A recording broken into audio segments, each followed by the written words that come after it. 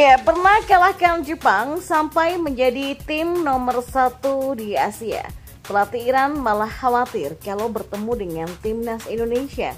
Dia bilang begini. Ya, demi bawa tanah leluhurnya ke Piala Dunia 2026, 3 gelandang terbaik milik Belanda ini rela turun gunung dari Eropa untuk bela timnas Indonesia. Simak selengkapnya hanya di Kamus Bola bersama saya untuk Anda.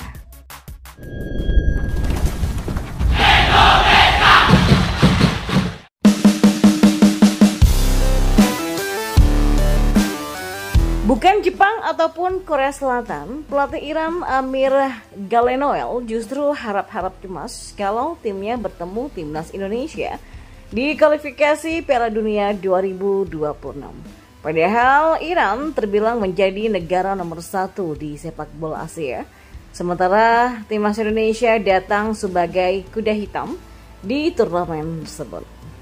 Seperti diketahui, kemungkinan timnas Indonesia bertemu dengan Iran terbilang cukup besar karena kedua negara ini berada di pot yang berbeda dalam undian kualifikasi Piala Dunia 2026. Iran yang datang sebagai tim unggulan menempati pot nomor 1 bersama Jepang dan Korea Selatan. Dalam undang-undang ronde ketiga kualifikasi Piala Dunia 2026. Sebaliknya, timnas Indonesia sebagai tim debutan berada di pot ke-6 atau terakhir karena menjadi negara dengan ranking terendah di turnamen tersebut. Situasi inilah yang sangat memungkinkan kalau nanti timnas Indonesia berada di grup yang sama dengan Iran di ronde ketiga kualifikasi Piala Dunia 2026.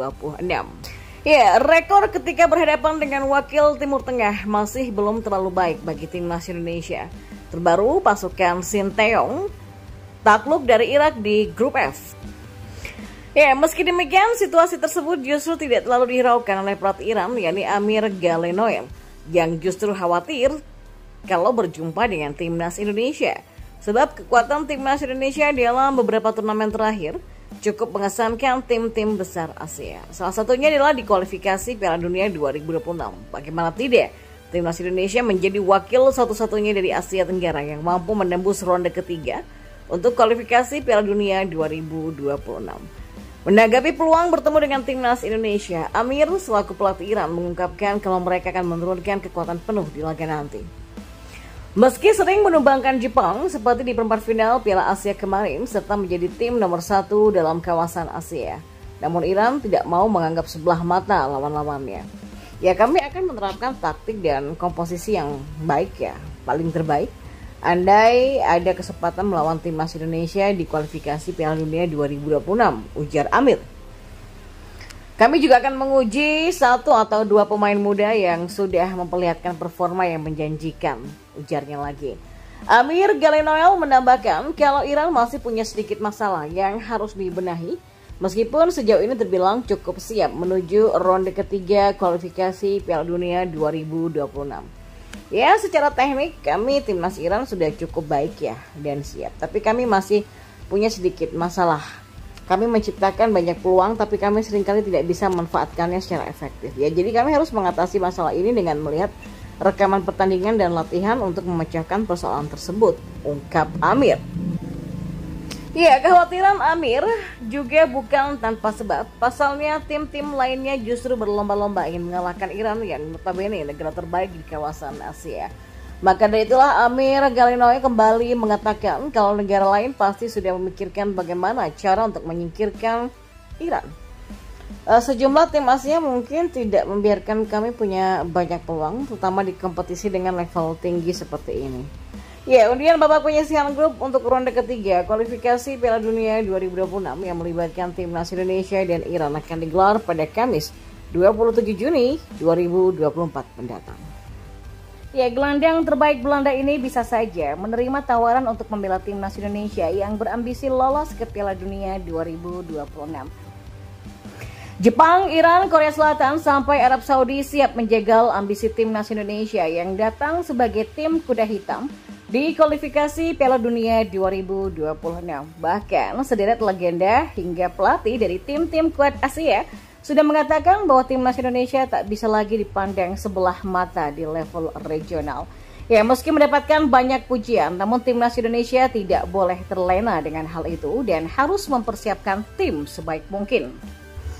Selain striker, timnas Indonesia tampaknya masih membutuhkan gelandang petarung di lini tengah yang selama ini hanya diisi oleh Ivar Jenner dan Tom Haye.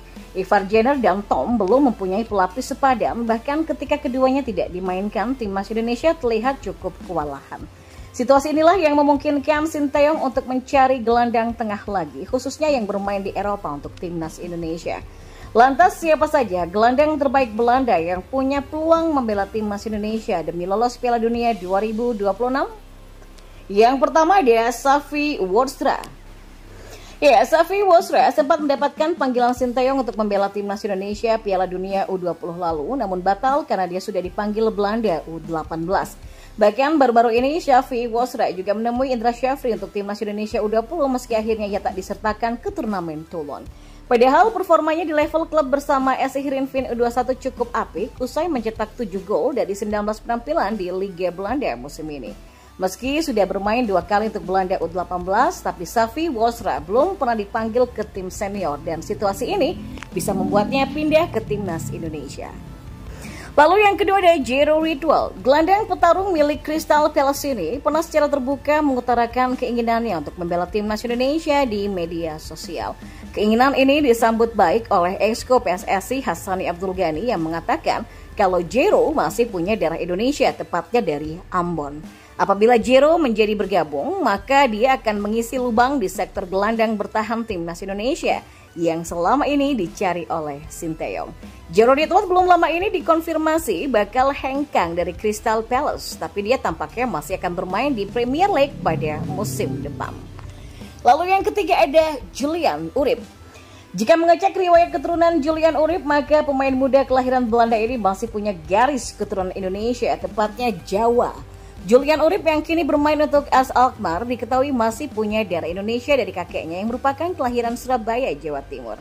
Timnas Indonesia sebetulnya pernah membidik Julian Urip untuk Piala Dunia U20, tapi kalah cepat dari Belanda yang memilihnya bergabung menjelang Euro U17 2023. Ya, wajar rasanya Julian Urip menjadi rebutan timnas Indonesia dan Belanda. Pasalnya yang memang tampil luar biasa bersama AS Alkmaar U18 dengan koleksi 4 gol dan 1 assist dari 10 laga.